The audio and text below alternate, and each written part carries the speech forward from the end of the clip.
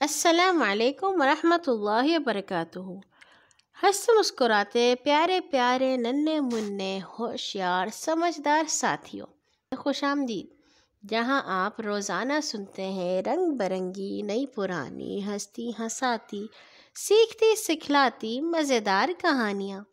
آج جو ہم آپ کے لیے کہانی لائے ہیں وہ ہے، ارے رکیے، پہلے آپ یہ تو دیکھ لیجئے کیا آپ کا تمام کام مکمل ہو چکا ہے۔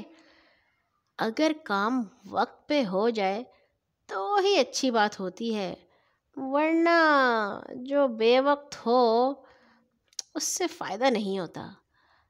چلیے، آج جو ہم آپ کے لیے کہانی لائے ہیں اس کا بھی کچھ ایسا ہی نام ہے، بے وقت کام کا انجام، اور اسے آپ کے لیے لکھا ہے اعجاز احمد فاروقی نے۔ یہ آواز مسلسل آ رہی تھی، ٹماٹر لے لو 3 روپے کلو، ٹماٹر لے لو 3 روپے کلو، لال ٹماٹر 3 روپے کلو، سونے ٹماٹر 3 روپے کلو، پھر نہیں ملیں گے ٹماٹر، لے جاؤ ٹماٹر 3 روپے کلو۔ گھر سے لوگ ٹماٹر لینے کے لیے بے تابانہ نکل رہے تھے اور سبزی فروش سے ٹماٹر خریدتے جا رہے تھے۔ سبزی فروش اپنی ریڑھی پر آج صرف ٹماٹر ہی لیے ہوئے تھا۔ یہی ٹماٹر کوئی 2 مہینے قبل 20-30 روپے کلو بھی مشکل ملتے تھے، اور اب ان کے دام ایسے گرے تھے کہ وہ 3 روپے کلو بک رہے تھے۔ گلنار بیگم اس وقت قرآن مجید کی تلاوت کر رہی تھیں اور یہ آواز سن رہی تھیں۔ ان کو بھی خیال آیا کہ 1-2 کلو ٹماٹر لینا اچھا ہی ہو۔ گلنار کہنے لگیں، اشفاق بیٹا ذرا 1-2 کلو ٹماٹر تو لے آؤ۔ اشفاق کہنے لگا، امی میں ابھی نہانے لگا ہوں، آپ یاسر سے کہیں وہ لے آئے۔ امی نے یاسر سے کہا تو اس نے بھی معذرت کرتے ہوئے کہا کہ وہ شیو کر رہا ہے، راجہ سے کہیں وہ لے آئے۔ اور جب راجہ سے کہا گیا کہ وہ ٹماٹر لے آئے تو اس نے کہا، بی بی جی میں ناشتہ بنا رہا ہوں، 3 چولہے جل رہے ہیں، اگر میں ذرا بھی ادھر ادھر ہوا تو کوئی نہ کوئی چیز جل جائے گی۔ راجہ چولہا بند کر کے لے آنا۔ اچھا بی بی جی۔ نہیں راجہ رہنے دو، ناشتے میں دیر ہو جائے گی۔ اچھا بی بی جی۔ اب گلنار نے سلیمہ سے کہا، ببلی ذرا کھڑے کھڑے 1 کلو ٹماٹر تو لے آؤ۔ ببلی، امی میں فون کر رہی ہوں، کیسے جاؤں؟ گلنار کہنے لگی، تو پھر ٹماٹر کون لائے گا؟ ٹماٹر کون لائے گا؟ یہ سن کر 12 سالہ جاوید نے کہا کہ اسے پیسے دیے جائیں تو وہ ٹماٹر لے آتا ہے، لیکن اس کی امی نے کہا، جاوید تم ٹماٹر نہیں لاؤ گے، اس لیے کہ ریڈیو والا ڈنڈی مارے گا اور کلو کی بجائے 3 پاؤ ٹماٹر دے گا۔ یہ سن کر جاوید چپ ہو گیا۔ اب گلنار نے اپنے شوہر محسن کی طرف دیکھا، ذرا ہمت کرو ٹماٹر لے آئے۔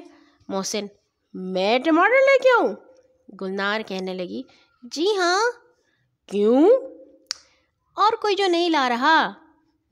میں اخبار پڑھ رہا ہوں۔ تو کیا ہوا، ٹماٹر لے آئے پھر اخبار پڑھتے رہیے گا۔ محسن کہنے لگا، بھائی تم خود لے آؤ نا۔ گلنار کہنے لگی، واہ سبحان اللہ، کیا بات ہے آپ کی، آپ اخبار پڑھنا نہیں چھوڑ سکتے اور میں تلاوت کرنا چھوڑ کر باہر ٹماٹر لینے جاؤں؟ گلنار بیگم نے بتیرا کہا، لیکن محسن صاحب معلوم نہیں اخبار سے کون سی خبر یا مضمون پڑھ رہے تھے کہ نہیں اٹھے۔ یہ 8 بجے کی بات تھی۔ 9 بجے تک گھر میں صرف گلنار بیگم اور ملازم راجہ رہ گئے تھے، باقی لوگ اپنے اپنے کاموں سے باہر جا چکے تھے۔ کوئی 10 پونے 10 کے قریب راجہ اپنے کام سے فارغ ہوا تو اس کو خیال آیا کہ ٹماٹر لے لینے چاہیے۔ اس کو اس بات کا بھی افسوس ہوا کہ آج کسی نے بھی بیگم صاحبہ کی بات نہیں مانی۔ راجہ گھر سے باہر نکلا کہ ٹماٹر لے آئے تو دیکھا کہ ریڑھی والا خاصا دور چلا گیا ہے اور گلی کے دوسرے سرے پر کھڑا ہے۔ وہ ٹماٹر لینے وہاں تک چلا گیا۔ راجہ گیا تو کسی نے طلائی گھنٹی دی۔ آواز سن کر گلنار باہر نکلی، دیکھا تو 2 لڑکے کھڑے تھے۔ السلام علیکم۔ وعلیکم السلام۔ اشفاق صاحب کا گھر یہی ہے؟ جی ہاں، لیکن اشفاق گھر پر نہیں ہے۔ لڑکا کہنے لگا، جی وہ ہمیں معلوم ہے۔ گلنار نے کہا، پھر آپ کیسے آئے ہیں؟ جی ہم ان کے اسٹوڈنٹ ہیں، انہوں نے 2 کلو ٹماٹر بھیجے ہیں۔ گلنار: ہائے ہائے، میں تو خود کلو ٹماٹر لے آئی تھی۔ دونوں لڑکے گلنار بیگم کو 2 کلو ٹماٹر دے کر واپس چلے گئے۔ 15-20 منٹ کے بعد راجہ بھی 1 کلو ٹماٹر لے کر آ گیا۔ دوپہر ہوتے ہوئے سلیمہ کالج سے واپس آئی اور آتے ہی اپنی امی سے لپٹ گئی۔ امی مجھے معاف کر دیں، میں سارا دن پچھتاتی رہی ہوں۔ کیوں، تم کس بات پر پچھتا رہی تھی؟ صبح میں نے آپ کی بات نہیں مانی تھی اور ٹماٹر نہیں لائی تھی، اب آتے آتے 1 کلو ٹماٹر لے آئی ہوں۔ گلنار کہنے لگی: لو، یہ بھی ہونا باقی تھا، آج تو ہمارا گھر ٹماٹر گھر بن گیا ہے۔ ٹماٹر گھر کیا مطلب؟ سلیمہ نے کہا۔ گلنار نے سلیمہ کو بتایا کہ گھر میں 5 کلو ٹماٹر آ چکے ہیں اور کہیں اس کے ابا محسن اور یاسر بھائی بھی آتے آتے ٹماٹر لیتے آئے تو رہی صحیح کسر بھی پوری ہو جائے گی۔ اور ہوا بھی یہی کہ گلنار کی بات بالکل ٹھیک ثابت ہوئی۔ محسن صاحب تو 2 کلو ٹماٹر لیتے ہوئے آئے، یاسر آیا تو 1 کلو ٹماٹر لیتا ہوا آیا۔ پچھلے پہر کی چائے پیتے وقت ہر ایک کی کارروائی کا علم ہو گیا تھا اور اب کسی کی سمجھ میں نہیں آ رہا تھا کہ 8 کلو ٹماٹروں کا کیا کیا جائے۔ فریج میں تو اتنی ہی چیزیں رکھی تھیں کہ وہاں بمشکل 1 کلو ٹماٹر رکھنے کی گنجائش نکل سکتی تھی۔ باقی 7 کلو ٹماٹروں کا کیا کیا جائے؟ ہر ایک کا چہرہ لٹکا ہوا تھا اور ہر ایک پچھتا رہا تھا کہ ان ٹماٹروں کا کیا کیا جائے۔ ہر ایک اپنی کوتاہی، نالائقی محسوس کر رہا تھا۔ اب وہ ایسی باتیں کر رہے تھے۔ جاوید کہنے لگا: امی جان، اگر 8 کلو آم ہوتے تو مزہ آ جاتا۔ راجہ: اگر 8 کلو آلو ہوتے تو کوئی مسئلہ نہ ہوتا۔